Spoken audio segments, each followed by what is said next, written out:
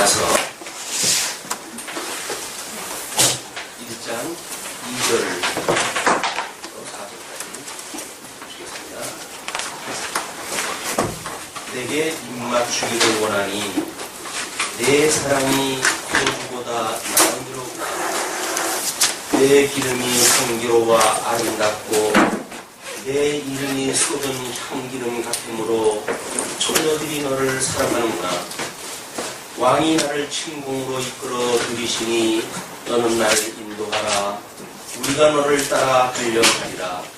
우리가 너를 인하여 기뻐하며 즐거워하니 내 사랑이 포도주에서 지남이라. 처녀들이 너를 사랑함이 마땅하니라.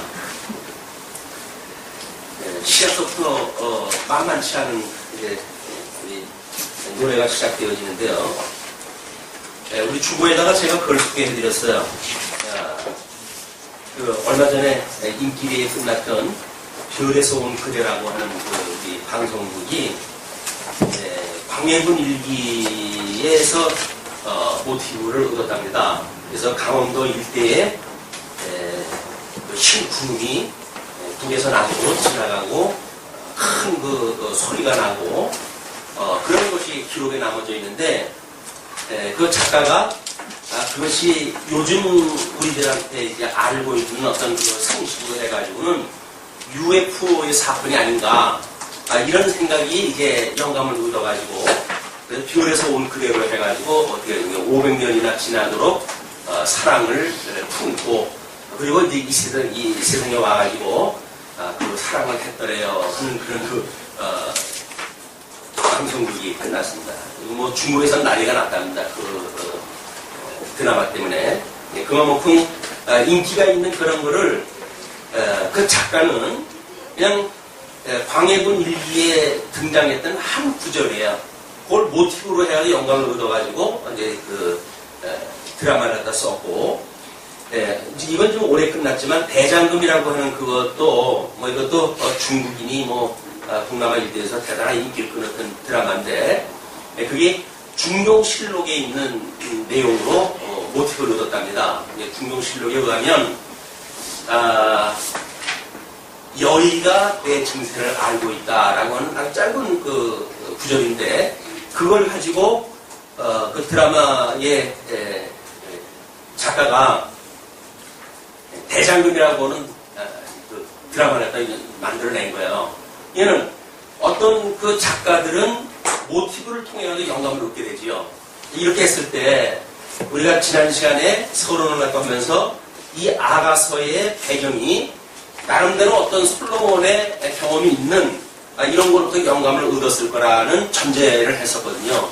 그걸 성경적으로 해서 우리가 근거를 한번 확인을 해봐야 이것이 명확하게 성경적인 근거를 우리가 찾고 그 근거에 의한 어떤 이 극에 대한 전개 이걸 확인할 수가 있기 때문에 거기서 그걸 제가 해놨어요. 솔로몬 아가의 모티브라고 해가지고 내용과 그 다음에 아비삭이라고 하는 그 여인을 등장을 시켜가지고 열왕기상 1장부터 2장을 역사적 배경으로 했고 그리고 아가서의 전체적인 내용의 구조가 비교를 갖다 하는 걸 도표를 갖다 제가 그려드렸거든요.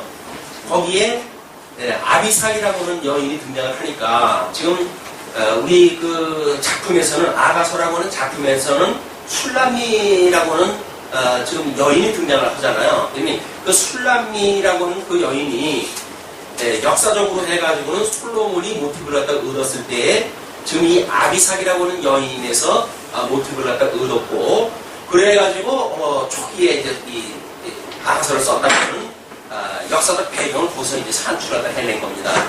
그거를 알기 위해서는 열왕기상 1장부터 2장까지 내용을 우리가 확인을 해야 되겠는데 내용이 제법 길잖아요. 그래서 성경 개론의 그 1장부터 2장까지의 그 개론으로 해야 설명되어진 부분 이거를 제가 소개를 해드리겠습니다. 지금 가지고 계신 분들은 같이 보시든지 없으면 제가 읽어드리는 그 부분을 성경으로 해서 확인을 해주셔야 돼요. 열왕기상 1장부터인데 그 열왕기상 1장 1절부터 4절까지 보게 되면 다이강이 늙어가지고 이제 밤에 자리에 들게 되면 추운 거예요. 그래가지고 동료의 필요성을 놓게 되어져가지고 아비삭이라고 하는 여인이 동료로 해가지고 들어오게 되어집니다. 그 아비삭이라고 하는 여인이 동료로 들어왔을 때 이제 우리 지금 모티브를 갖다가 얻었던 그것에서는 사랑하는 이와 이별을 갖다 하고 다이랑의 동료가 되어졌다고 하는 그 전제입니다. 네, 그것이 내용으로 봐가지고 우리 신학적인 내용으로 봐가지고는 애굽의 종이 되어진 역사적 배경을 근거로 하고 그리고 아가서 전체적인 구도에 의할 것 같으면 1장 2절부터 2장 7절까지의 이야기가 언약자손의 부르짖음이라고 하는 제목으로 지금 우리가 잡아놨어요. 그래서 이거를 일반적으로 솔로몬과 술람미와의 관계를 솔로몬이 어떤 그 역사적 배경에서 글을 썼다고 전제를 해가지고 많은 분들이 주석을 이렇게 달아놨어요. 근데 그 주석을 보게 되면 설명이 안 돼요. 전부 뒤죽박죽대가 설명이 안 되는데 이렇게 역사적 배경을 아비삭이라고 하는 그 여인과 그다음에 그 일대 솔로몬에 있었던 그 일대의 역사를 보게 되면 너무 그것이 일목요연하게 정리가 되어집니다. 근데 그걸 보게 되면 지금 그 2장 8절부터 3장 5절까지가 우리 역사서의 그 내용을 보게 되면 이 다윗이 아비삭을 동료로 취했지만 그를 동침을 갖다 하지 않는 걸로 역사적 배경이 나와요. 그 내용을 지금 우리는 다윗왕이 합방은 아니한다 그 이야기를 출애굽과 강림의 교회라고 하는 그런 맥락으로 이제 제목을 잡아놨습니다. 그리고 그 3장 6절부터 11절까지 솔로몬의 등극을 목격하는 그런 장면이 소개가 되어지는데 열왕기서에서 아비삭이 먼저 다윗왕이 늙었을 때 이제 그 동료로 들어오게 되어지는데 그 이후에 일련의 사건이 벌어집니다. 그것이 뭐냐면 우리 열왕기상 1장 5절로부터 10절까지 아도니아가 왕위를 노리는 사건이 소개가 되어져요. 그렇게 해가지고 이제 자기네들이 그런 스스로 만세를 부르고 이제 자기가 왕으로 이제 등극을 하고 한다는 이야기 아니겠어요? 그 주보에 우리가 다윗의 계보라고 하는 것으로 소개가 되어지고 있잖아요. 거기에 솔로몬과 나단은 바세바라고 하는 여인으로부터 나온 동목 형제예요. 그런데 이 아도니아는 핫기스의 여인으로부터 출생을 했던 이복형입니다. 그 이복형인데 그 형의 어떤 연륜, 나이에 의한 이런 걸로 보게 되면 이 아도니아가 왕위의 의를 서열인 거예요. 스스로 그 서열을 본인이 주장을 했다 하고 그러면 내가 이제 왕이 된다. 다윗은 늙어가지고 이미 몸도 누워져 있고 이제 내가 왕이 돼야지 라고 해가지고 그때 당시에 제사상하고 그 다음에 어떤 전쟁을 나갈 때 필요한 장군 출신을 가지고 두 사람이 추대를 갖다 해가지고 왕위에 이제 올라가려고 시도를 갖다 하거든요. 그런데 그 나단 이 11절에서부터 14절까지 보게 되면 솔로몬 추대를 위한 나단이 계획을 세워요. 그 사건을 보고 아닌데 하나님께서 분명히 솔로몬이 다윗의 후손으로 올 것이 약속이 되어졌단 말이에요. 그래서 성전을 다윗이 짓고자 할 때에도 너는 피를 많이 흘려서 안 돼. 내 아들 솔로몬에 의해 가지고 이 성전이 이제 지어지게 될 거야. 라는 이야기가 있단 말이에요. 그렇기 때문에 나단 이 솔로몬이라고 하는 그 계열을 따라 가지고 이 왕위가 계승되어질 거를 하나님께서 이미 약속을 하신 거예요. 그래서 이거를 나단이 알고 있는 거예요. 나단이 선지자인데 그 선지자는 다윗과 함께 하나님의 뜻을 이야기하고 많은 세월을 그 다윗하고 보냈기 때문에 비록 다윗은 병들어 이제 늙어가지고 있지만 하나님의 선하신 뜻을 분별하는 것은 나단 선지자가 잘 알고 있으니까 나단 선지자가 솔로몬 추대를 갖다가 이제 계획을 세우는 것이 소개가 되어져 있어요. 그리고 15절부터 21절까지 보게 되면 다윗과 바세바의 면담이 이제 소개가 되어집니다. 그래서 당신 이 하나님께서 내 아들 솔로몬을 통해 왕위가 이루어진다고 그러지 않았냐. 이런 이제 어필을 갖다 해가지고, 이야기가 되어질 때에 나단이, 이제 계책을 가지고 다윗하고 결단을 갖다 해야 돼요. 왜냐면 나단은 하나님의 뜻을 알고 있으니까. 그래서 먼저, 바세바를 뒤로 보내가지고 이야기를 꺼내놓고, 그 다음에 나단이 들어가가지고, 이제 그런 계획을 이야기하다 합니다. 그렇게 해가지고, 결국은, 22절부터 31절까지 보게 되면, 나단의 계책이 세워지고 그것에 의해서 다윗의 결단이 세워져요. 그 결단이 이 다윗이 솔로몬을 왕위에 세우시겠다는 이야기인데 지금 32절에서 37절까지 보게 되면 솔로몬이 즉위식을 명령을 하다 해요. 이제 솔로몬에 의해서 나의 말을 태워가지고 만세를 불러라. 이렇게 해가지고 이제 즉위식을 명령을 하다 하게 되어져서 급기야 38절로 40절 솔로몬이 기름 부음을 받습니다. 백성들한테 왕위의 추대를 갖다 받고 이렇게 되니까 41절부터 53절까지 아도니아의 음모 실패와 솔로몬의 관용이라고 하는 이제 이런 것이 우리 제목으로 잡혀져 있어요. 아도니아가 음모가 실패되어진 거 아니에요. 근데 솔로몬이 이제 자기가 왕위에 올라섰으니까 잠시 아도니아의 그런 음모라든지 이런 거를 관용을 갖다 하고 봐줘요. 근데 문제는 2장 1절부터 9절까지 다윗의 유언이 소개가 되어지는데 그 유언의 내용이 뭐냐면 다윗이 이제 나이가 들고 그다음에 왕위를 운영을 하다 해가는데 그 요압이라고 하는 그 장수가 다윗의 그런 어떤 위를 따르고 그렇게 하는 것이 아니라 자기 아들 압살롬 쪽에 이제 붙었다가 이제 이런 그 계책을 이미 알고 있기 때문에 요압을 조심해라 너. 그래도 그 조스림을 할 사람들을 며칠 지목을 갖다 해요. 그것이 왕위를 물려줄 사람한테 정적이 될 사람이 누군지를 찍어서 알려주는 사건이 소개가 되어지는데 그 뒤에 다윗은 운명을 보고 맙니다. 다윗이 죽었어요.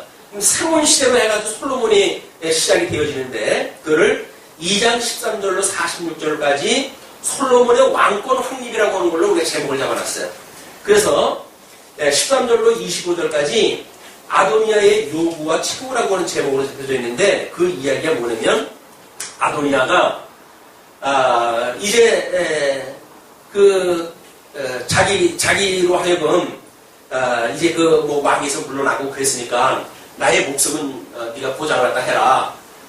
이제 이렇게 해가지고 어떤 협상이 되어졌지만 이미 지목이 되어져 있기 때문에 솔로몬이 제사장 아비아다를 파면을 갖다 해요. 26절부터 27절까지의 내용이에요. 그러니까 제사장 아비아다를 파면을 갖다 하고 요압을 28절부터 35절까지 요압을 처형하는 사건이 소개가 되어져요.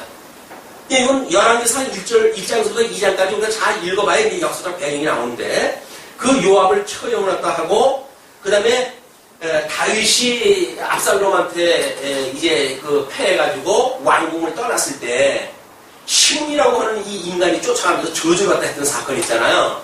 그거를 다시 황궁을 갖다 해가지고 자기가 다시 황궁을 갖다 하고 좋은 그런 걸 잘하기 때문에 시므이를 일단 조건을 걸어요. 네가 이 예루살렘을 떠나면 넌 죽는다. 나는 예루살렘에 있을 때 너의 생명을 보장할 때 해줄게. 라고 이제 이렇게 이야기한 바가 있는데 그 시므이가 유황스럽게 또 자기의 재물 문제 때문에 그 사람을 추격하려고 해서 예루살렘을 떠나요. 그러니까 이미 이 다윗이 죽인다고 했던 것이 약속되어져 있는 것이 있으니까 솔로몬이 그거를 이유로 해가지고 시므이를 처형을 했다 해요. 그러니까 정적이 하나둘 제거가 되어진단 말이에요. 이렇게 시므이까지 처형을 하고 한 뒤에 이제 3장부터 4장까지 솔로몬 왕의 지혜와 번영이 소개가 되었잖아요. 이제 이때에 우리 어떤 문제가 이제 만들어졌냐면 지금 아도니아가 왕권이 실패가 됐잖아요. 근데 그거를 지금 설득을 하는 그런 지형에서 뭘 설득을 하냐면 바세바를 찾아가요. 바세바를 찾아가고 하는 이야기가 뭐냐면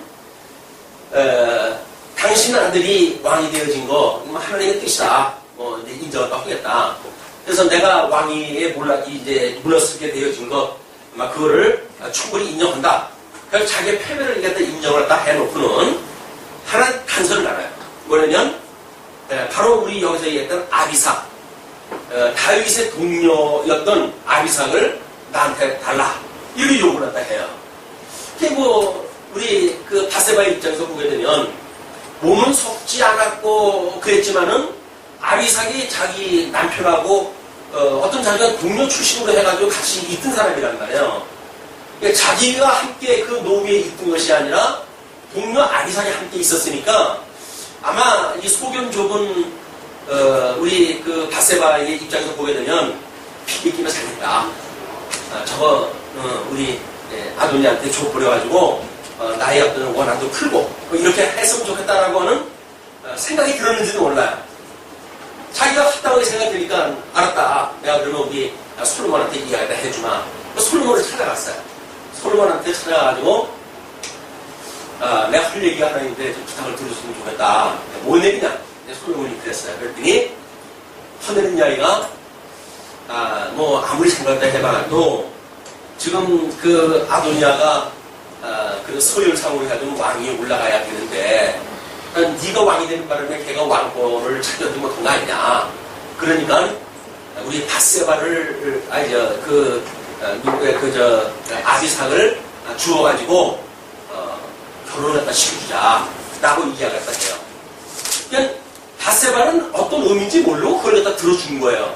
그냥 아마 그것이 그래도 그 정치판에서 오랜 생활을 갖다 했던 사람인데 그런 걸 모르지는 않았을 거예요. 다만 자기 어떤 사적인 감정이 개입이 되어져가지고 공적인 그런 것들을 제대로 확인이 못된 그런 입장이 아닌가 이런 생각이 드는데 그렇게 해가지고 끝내 솔로몬한테 그걸 제의를 갖다 하죠. 솔로몬이 그 이야기를 듣더니 화를 냅니다. 첫째, 내 왕위를 주시오. 지금 뭔 얘기를 또 하는 거냐고. 자기 엄마한테 막 다가세는 거예요. 지금 바세바는 이게 뭔 배락인가? 그냥 그 여자 하나 자기하고 상관없는 여자인데 저를 주자고 그러는데 왜 이 난리인가? 이런 그 생각이 들었지만 솔로몬이 어떤 사람입니까? 하나님께서 전에도 없고 후에도 없을 만큼 지혜를 준 사람 아니에요? 지혜자가 그 입장에서 봤을 적에는 자기 선왕의 그 다윗의 동료를 만약에 지금 이 아도니아가 데리고 가가지고 결혼을 갖다 한다면 왕의 위를 연결되어지는 중요한 요소가 되어진단 말이에요. 왜냐면 왕의 부인을 데리고 갔으니까 이 사람이 왕권을 가질 만한 명분이 만들어진단 말이에요. 그러니까는 솔로몬이 그 계획책을 눈치챈 거예요.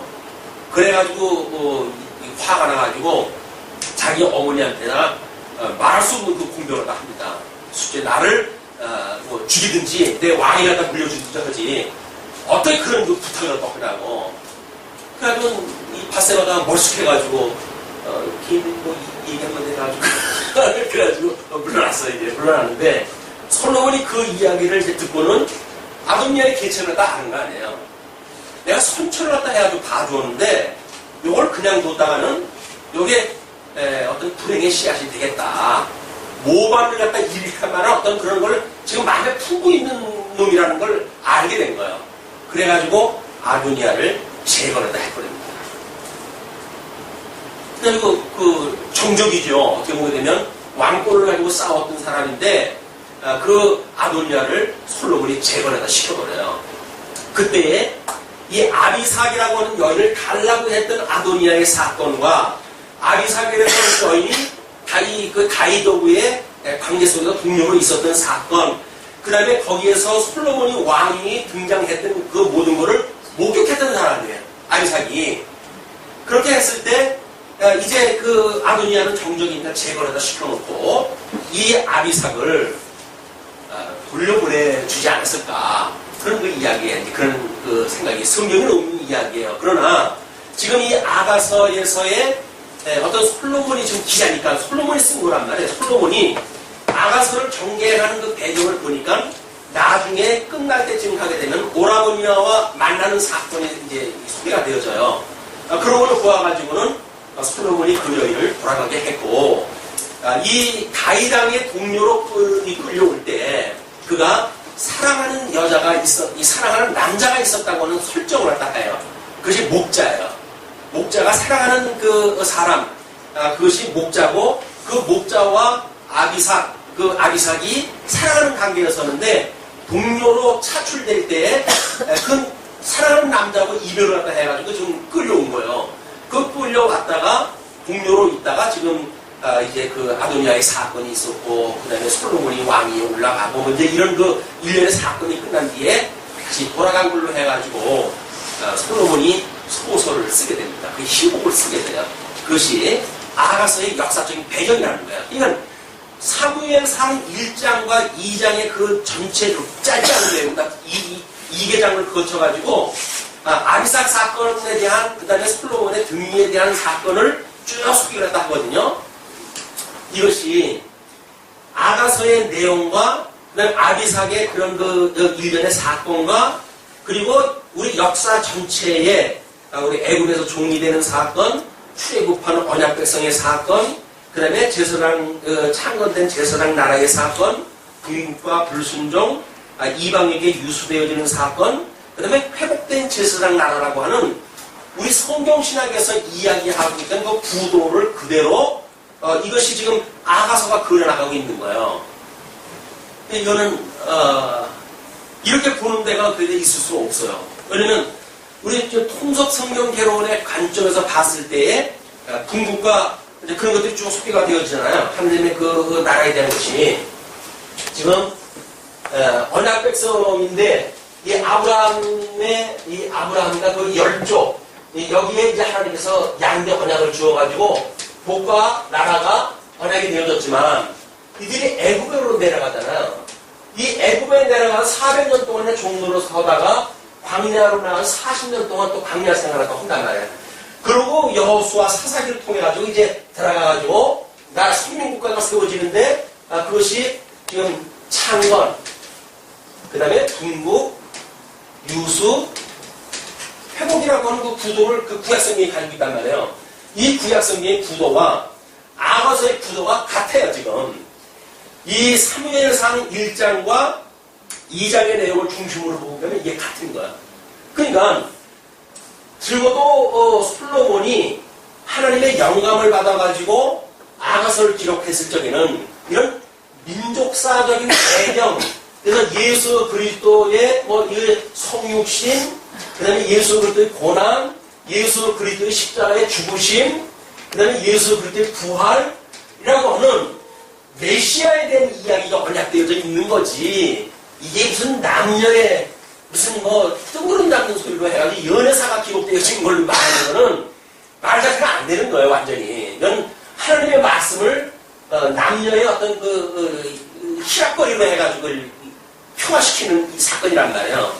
그러나 일반적으로 사람들이 봤을 적에는 하나님과 선민국가의 사랑이라고 하는 틀림이 없다. 그런데 그 하나님과 사랑하는 여인, 이 사랑하는 여인을 지금 여기서는 술람이라고 하는 여인을 등장을 시켰는데 이게 선민이라고 하는 그런 그 맥락으로 봤을 때 하나님과 이스라엘 백성 간의 사랑을 그린 것이다 라고 이야기한 건 맞죠. 그러니까 유대인들도 나름대로 이 회복의 역사, 여기까지 아가서의 배경을 이렇게 본 거예요. 이렇게 가는데 우리는 예수님이 이미 오셨잖아요. 이미 오셔가지고 이게 준비 몸된 그 교회를 이제 지상사역과 천상사역을 통하고 시간이 완성되었단 말이에요.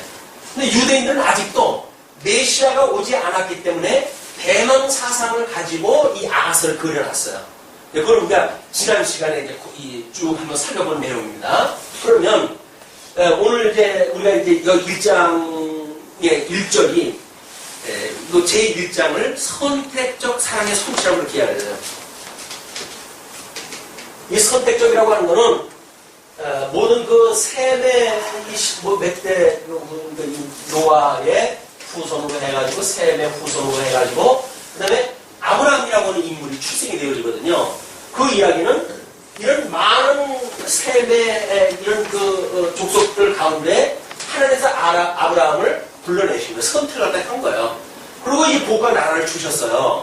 근데 이렇게 죽었는데 이렇게 주어진 사건과 그 다음에 이렇게 주어진 사건을 하나님이 어떻게 이 선택적이라고 하는 그 내용 뒤에 우리가 2장으로 소개되어진 것이 견인적 사랑이라고 이렇게 이름을 붙여놨어요. 견인적. 우리가 이제 예수 그리스도의 초림 사건을 통해 가지고 예수 그리스도가 우리를 이 선택을 갖다 했고 선택한 백성들을 위해서 죽으셨다고 하는 걸 공부를 했잖아요. 주는 그리스도 중 살아계신 하나님의 아들입니다. 나는 신앙 고백을 통해 가지고 의롭다고 칭함을 받고 이 칭함을 받고 그 다음에 신앙생활을 어떻게 할 것인가에 대한 것이 답이 없었단 말이에요. 우리는 주님께서 끝까지 이런 칭의했던 우리들을 성화라고 하는 이 과정을 통해 가지고 끝까지 견인하신다고 하는 것이 이 주님의 몸된 교회의 구조를 가지고 설명하게 하고 있으니까 이 견인적 사랑은 이거의 내용이다. 이렇게 이제 구조를 따는 겁니다. 그래서 지금 이제 오늘 우리가 공부할 내용은 제 1장 가운데 1장부터 4장까지가 이 내용인데요. 1장부터 4장까지. 이건 뭐 5장서부터 8장까지가 이 내용으로 되어져 있겠죠. 이렇게 되어져 있고, 그 다음에 제 1절은 빼앗긴 첫사랑에 대한 이야기예요. 빼앗긴 첫사랑에 대한 이야기. 그럼 이건 지금 누구의 이야기가 돼야 돼? 역사적 배경을 설명하는 거에 의할 것 같으면 누가 첫사랑을 빼앗겼다는 이야기예요. 지금 여기서 나오는 술람미가 자기의 목동으로 나오는 자기를 사랑하는 자, 그 사랑하는 자를 이제 빼앗긴 상태예요. 왜? 다윗왕으로 좀 동료로 들어와야 되니까. 이것이 언약 백성인데도 불구하고 애굽의 종로로 하고 있었던 그런 역사적 배경을 희화화한 거예요. 이렇게. 그런 내용이 1장부터 3장 5절까지 소개가 되어지고 1장 1절부터 2장 7절까지를 언약 자손의 붕지심이라고 표현했어요. 언약 자손의 붕지심. 우리 이 역사서, 역사적인 그 근거를 우리가 보게 될 때, 애굽에서 이 사람들이 종노릇 했을 때 하나님은 모세를 보내주면서 하시는 말씀이 내가 이 너의 백성들, 이 열조와의 언약했던 이 백성들의 부르짖음을 내가 들었다 이렇게 이야기합니다.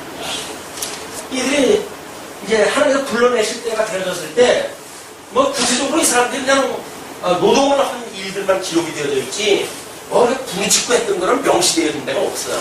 그러나 하나님이 그 역사를 해석하실 때 그 역사를 보시고 해석을 하실 때 뭐라냐면 내가 이들의 부르짖음을 내가 들었다 이렇게 이야기합니다.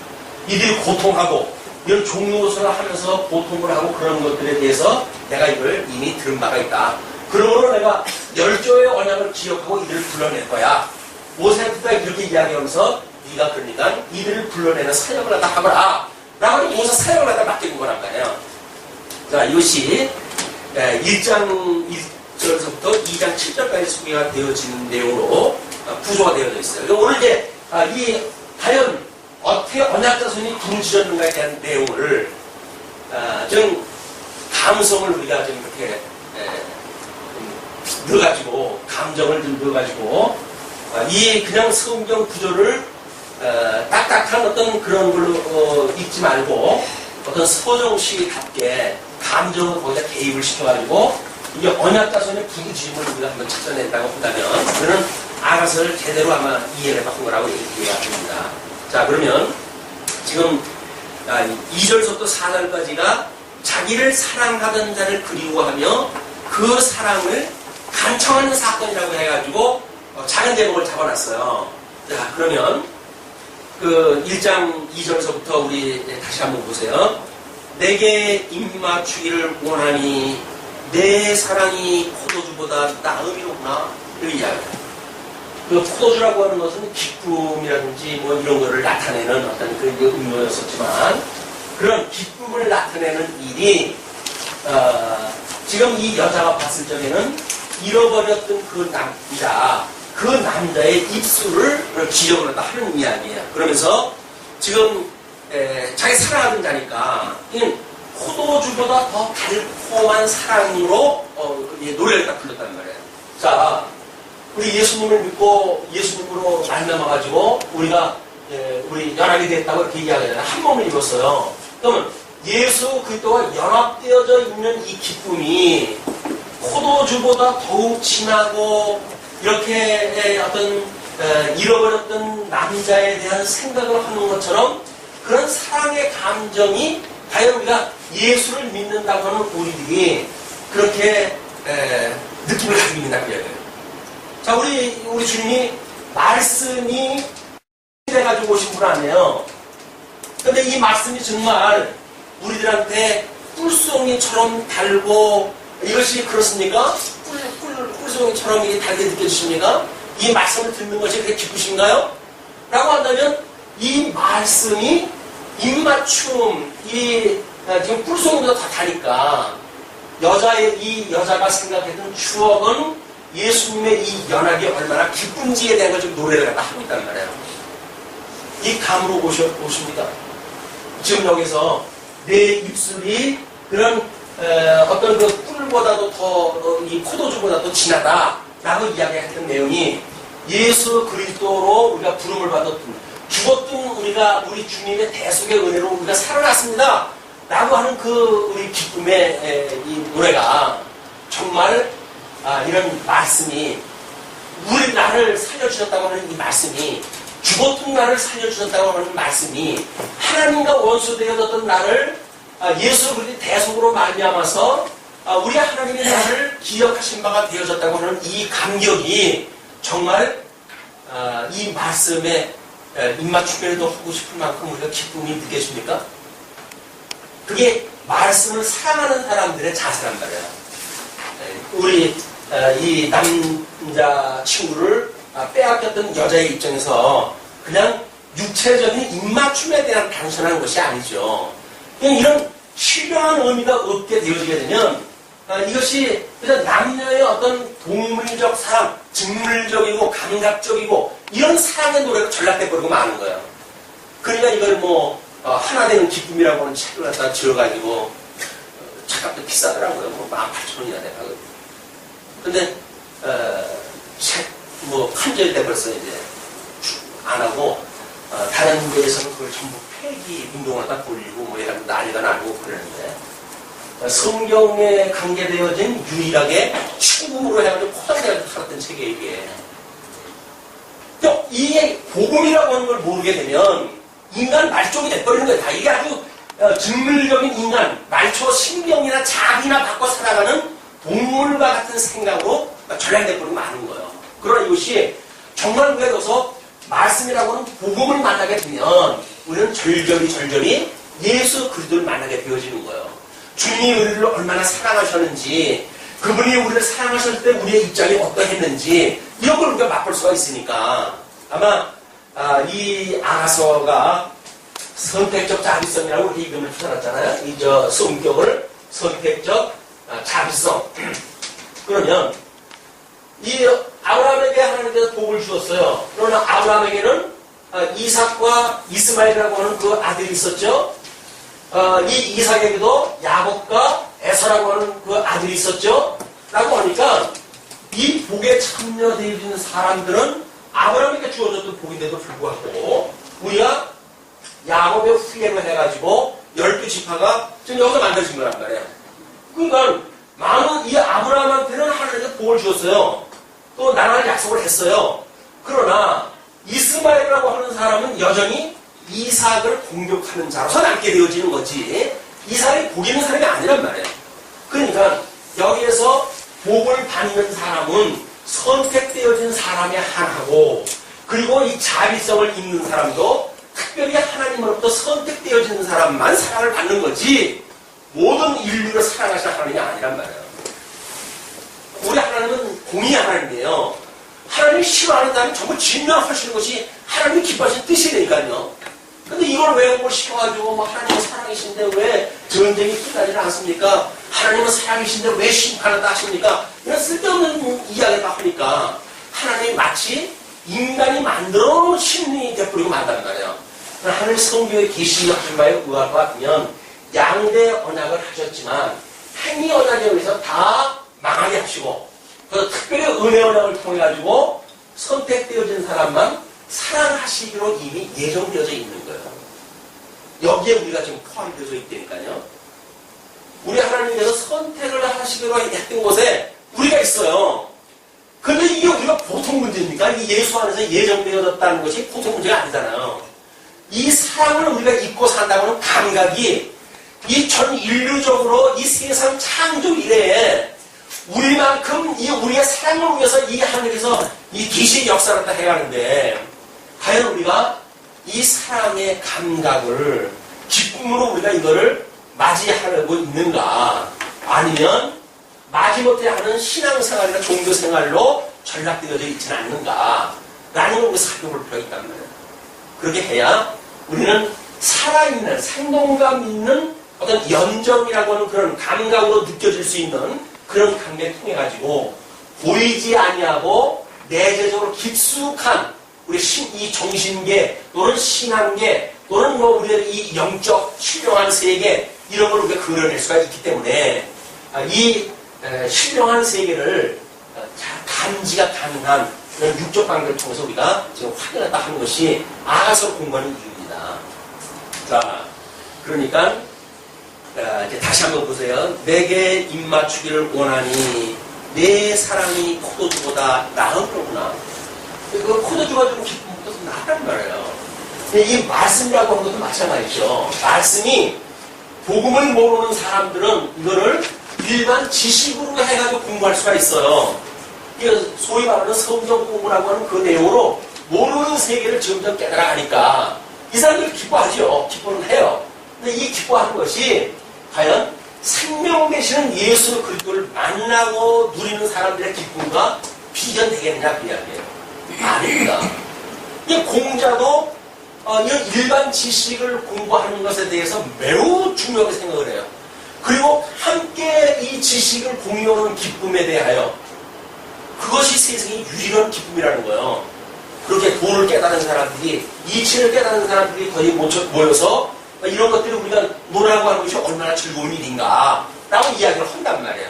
그러나 일반 지식을 가지고도 이게 이제 해아래 철학이 우리 오전에 공부했던 철학 세계입니다. 이 해아래 학문을 가지고 그러는데 이 해아래 학문의 어떤 공감을 가지고 있는 사람들의 이 관계는 무섭습니다. 그 뜨거운 그 관계가 무서워요. 근데 우리는 신령한 말씀으로 하나가 되어졌다고 할 때도 불구하고 그냥 서먹서먹 그래요.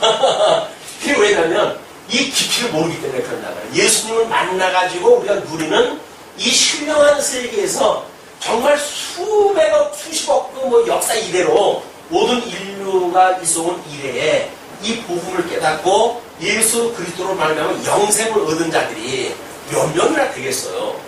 그 안에 좀 우리가 있단 말이에요. 그래서 이 말씀이 그래서 꿀송이처럼 닿는 거예요.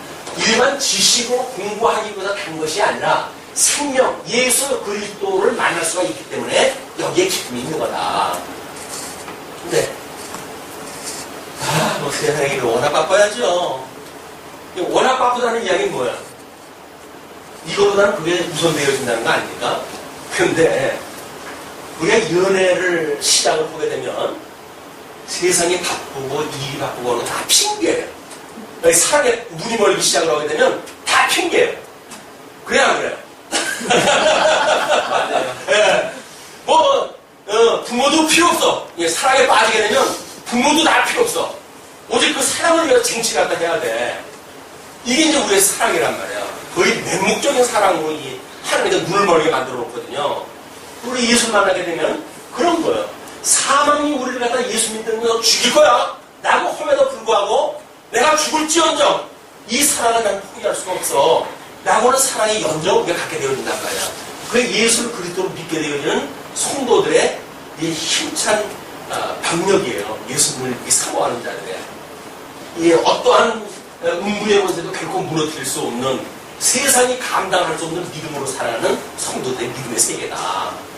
그런데 지금 남편을 잃었던, 이 애인을 갖다 잃었던 입장에서 보게 되면 그냥 그런 정도의 포도주가 나음이로구나. 내 기름이 향기로워 아름답고, 내 기름이라고 하는 거는 지금 그 남자친구가 이제 일을 하면서 늘 얻게 되어지는 그런 향취가 있잖아요. 그걸 이제 각자가 가지고 있는 향취라고 이렇게 이야기를 하는데, 뭐, 생물학적으로 해서는.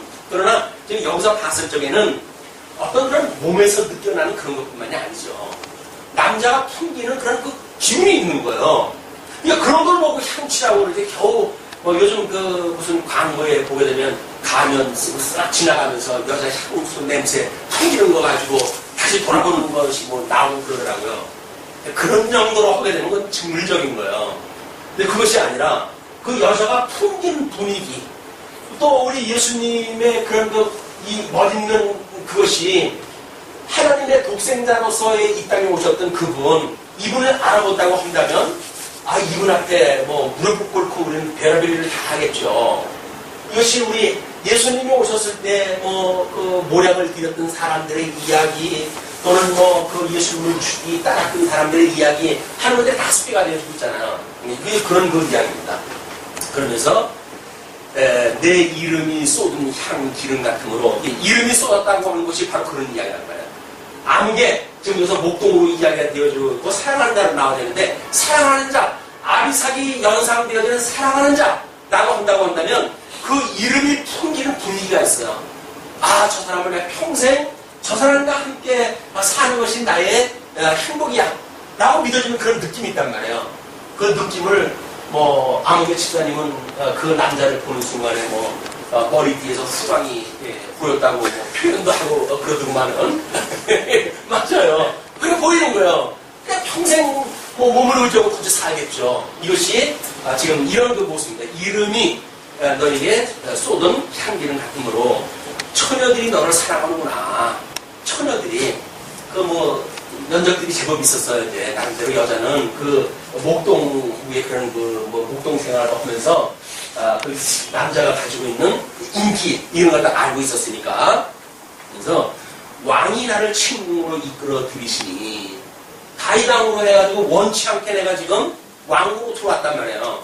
그러니까 내가 그 친구로 이끌어 들이시니 너는 나를 인도해라. 나를 제법 끌어내라. 이 애굽의 종로로 서지 말게 하고 나를 이제 끌어내달라. 이제 그런 이야기죠. 그러면서 우리가 너를 따라 달려가리라. 이런 그 남자를 흠모했던 사람들이 너를 따라가겠다. 우리가 너를 인하여 기뻐하며 즐거워하니 내 사랑이 포도주에서 진하리라. 이 남자에서 느껴지는 그 사랑이 포도주를 먹는 것보다 훨씬 낫다는 거예요. 우리는 술을 먹어가지고 모든 근심 걱정을 털어내려고 하잖아요. 이게 진짜 이분을 못 만나니까 그런 거예요. 이분을 못 만나니까 여기서 술이나 먹고 현실을 잊어버리자 라고 이야기를 하는데, 이분을 만나게 되면 지혜와 지식의 근본이 되신다고 그러지 않았어요? 그러니까 이분만 만나게 되면 세상의 모든 문제에 답을 얻게 되어져요. 왜 그렇게 섭리하시는지 그 이유를 알게 돼요. 그러므로 이분은 이 술에다 의지를 하지 않냐고 말씀을 사모하고 말씀을 공부해요. 그래서 우리 주님의 뜻을 분별하게 되어지면 그 뜻이 나한테 지금 이 고난이라고 하는 어떤 이런 것을 주신 것은 이 고난을 통과하게 하시는 이 이후에 원수의 목전에서 얻게 되어지는 상을 베푸시기 위한 거라구나, 이걸 안단 말이에요. 이것이 남자를 사랑하는 여인이 가지고 있는 꿈이에요. 이게 지금은 비록 우리가 이런 고난의 어떤 여정을 갖더라도 그런 그 이야기죠. 자, 이렇게 되어지면서 이제 5절로 6절에 자신이 비록 미천하나 사랑비에 받기에 합당한 자임을 변호합니다. 위에 건 각주에 있는 거는 한번 읽어보세요. 이제 그렇게 주석을 갖다 달아놨으니까. 5절로 6절, 자신이 비록 미천하나 사랑받기에 합당한 자임을 변호를 갖다 하는 거죠. 예루살렘 여자들아, 이제 왕궁으로 끌려왔으니까 이제 왕궁의 여자애들이 볼 거 아니겠어요? 도대체 얼마나 잘났길래 그 다윗의 동료로 해가지고 왔더니 지금 쳐다보고 그럴 거야. 그런 그 여인들한테 하는 이야기야. 내가 비록 검으나, 아비삭은 얼굴이 검었어요. 그리고 이 검은 것은 자기가 지금 그 오빠들에 의해 가지고 포도농사를 짓게끔 되어진 거예요. 그래가지고는 자기 얼굴을 관리할 수 있는 입장이 못 됐어요. 그래서 결국은 얼굴이 검게 되어졌고, 그 검게 되어진 얼굴들에 대해서 이렇게 이야기를 합니다. 그 계달의 장막 같다. 이 계달의 장막이라고 하는 것은 지금 아마 이스마엘의 후예로 나온 이 후예 중에 베드민이라고 하는데 조기식인데 왜 예수님 오셨을 때 양치는 그런 그 사람들이 있고 지금도 이 천막을 짓고 양치는 그런 유목민들이 있어요. 그런 그 사람들이 치는 그 장막, 그 장막이 여기서 말하고 있는 그 장막이에요. 검은 색깔로 만들어져 있는. 그래서 이 비나 또는 태양열이나 뭐 이런 걸로 해서 막을 수 있을 만큼의 겉에 치우는 그런 치장이에요. 이것은 다시 말해가지고 성전에서 짓는 맨 위에 성막의 맨 껍데기에 치우는 그런 그 장막이기도 해요. 근데 그것처럼 자기 비유가 하는 거예요. 내 검은 외양이 성전이라고 만약에 이야기를 한다면 이 성막의 제일 위에 있는 그것처럼 이 계단의 장막처럼 그 이야기야. 이 장막처럼 검지 많은 그 이야기예요. 이거는 성막의 외양입니다. 외양, 바깥의 모양이에요. 외양처럼 검지 많은 그 이야기죠. 내가 아름다우니 솔로몬의 휘장과도 같구나. 이 내양, 이쪽 안쪽에 있는 숨어져 있는 보이지 않는 나의 아름다움은 마치 솔로몬의 휘장 같다는 거야. 솔로몬의 휘장이면 물론 솔로몬이 여기저기 다니면서 쓰는 그런 휘장도 있겠죠. 그러나 솔로몬의 그 영화로운 그 생활을 위해 가지고 치는 그 휘장이 얼마나 아름답겠어요. 그럼 만약에 성막으로 본다고 한다면 성막 안에 그 휘장은 지금 지성소와 성소를 가르는 그 휘장 아닙니까? 최고급으로 만들어 놓고 거기에 각양고, 분양으로 이렇게 해가지고 만들었던 그런 휘장인데 이런 거와 내가 내양이 같다. 이는 겉의 모습은 햇볕에 그을러가지고 이 어떤 성막의 제일 껍데기 같은 볼품없는 그런 그 모습이지만 내 안의 모습은 바로 이 성막 안에 있는 것처럼 하나님과 이게 대제사장만이 1년에 한 차례 들어갈 수 있는 휘장이니까 대단한 거 아닙니까? 이런 휘장 같다. 이렇게 노래를 하는 거죠. 그러면서 그 6절에 지금 5절부터 6절에 같은 그 이야기입니다. 내가 일경에 찧어서 거무스름 할지라도 내 외양이 거무스름 할지라도 흘려보지 말 것은 얘는 올 때 보니까 외양이 볼품이 없잖아요. 그럼 예루살렘 여인들이 별것도 아니고 내양이 먼저 했겠죠. 그러니까는 너희들이 흘려보지 말 것은 내 어미의 아들들이 나를 놓아여 포도원 지기를 삼았습니다. 이제 그때는 물론 여인들도 농사를 다 짓고 하는 때입니다. 그런데 이 오라버니들이 여기는 어머니가 몇 번 등장을 하고 아버지는 등장이 안 돼요. 그런데 그 어머니의 오라버니들이 나를 포도원 지기를 갖다 삼았다. 그러기 때문에 내가 이 얼굴이 검게 되어주겠다 그 얘기죠. 그래서 나의 포도원은 내가 지키지 못하였구나. 그러니까 오라버니의 어떤 그 포도원을 지키기 때문에 나는 나의 포도원을 지키지 못했다는 그 이야기는 내가 이 계달의 장막과 같은 이런 모양을 갖다 할지언정 이거를 내가 스스로 좀 햇볕을 가리고 나름대로 외양을 꾸미는 그런 그 일을 내가 못했다. 그런 그 이야기를 한다네요. 그러면서 재미납니까? 네. 너무 재미있는데 저는 너무 재미날 것 같아요. 그러면서 7절에 마음에 사랑하는 자를 찾으려면 어디로 가야 할지 물어요. 7절입니다. 내 마음에 사랑하는 자야. 이건 이제 목동을 이야기하는 거예요. 사랑하는 자. 내 마음에 사랑하는 자야. 너의 양떼 먹이는 곳과 오종이 쉬게 하는 곳을 내게 보아라. 오종이면 이제 그 뜨거운 태양이 있었을 적에는 잠시 그늘 속에서 쉬고 그러니까 그런 곳이 어디에 있는지 나한테 보여라. 내가 내 동무 양떼 곁에서 어찌 얼굴을 가리운 자같이 있더라. 얼굴을 가리운 자라는 이야기는 보통 뭘로 등장이 되죠? 이 구약 성경에서 설명될 때 여자가 얼굴을 가리운다. 이것은 유다가 자기 며느리 다말하고의 그 관계를 맺게 때 창녀로 가장을 났다고 할 때 얼굴을 가리잖아요. 그러니까 내가 너하고 지금 합법적으로 우리가 이 애인관계인데 이 다이아 때문에 끌려와가지고 내가 마치 창녀처럼 이렇게 몸을 버리게 되어졌으니 이게 웬 말이냐. 그러니까 너의 있는 길을 원하고 나를 갖다 인도하다 해다오 라고 하는 그거를 애굽의 종으로 타고 있는 이스라엘 백성들을 하나님께서 인도해내시는 이런 여정을 아비삭의 사건의 초기 단계로 이걸 그려놓은 거예요. 지금 솔로몬이. 너무 어울리죠. 이야기가. 자, 그러면서 그 8절서부터 이제 11절을 보게 되면 사랑하는 자가 이제 노래를 하는 거예요. 지금까지는 여자가 뭐 이게 소프라노로 해가지고 쭉 설명되는지 몰라요. 그러나 지금부터는 남자의 테너음으로 해가지고 노래가 시작이 되어진 겁니다.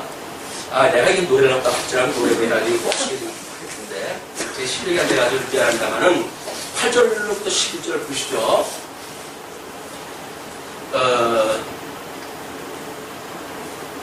걱정을 했거든요. 이건 뭐 19절에 이렇게 함축되어져가지고 한 번 읽으면 할 게 없어요, 얘기가.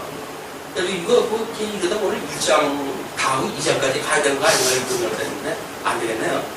오늘 이건 다음 시간에 이야기를 해나가겠습니다. 그래서 뭐 이건 아껴가지고 우리가 조금씩 아껴가지고 그냥 사랑하는 사람들의 그 뜨거운 그런 그 마음을 우리 오래전에 사랑을 잊어버린 분들은 다시 한번 예수 그리스도와의 사랑을 우리가 기억하는 기회로 삼고 뭐 청춘 남자가 있으면 뭐 이런 걸로 해가지고 좀 이야기를 하겠지만 다 바빠가지고 뭐 장에 가고 소풍을 가고 뭐 쉬운 전화를 가고 해가지고 없으니까 오늘 잔치에 참여하신 분들만 생명의 말씀이 되시는 이 말씀으로 인해가지고 사랑과 희랑과 기쁨이 충만하시기를 빌면서 말씀을 주시죠.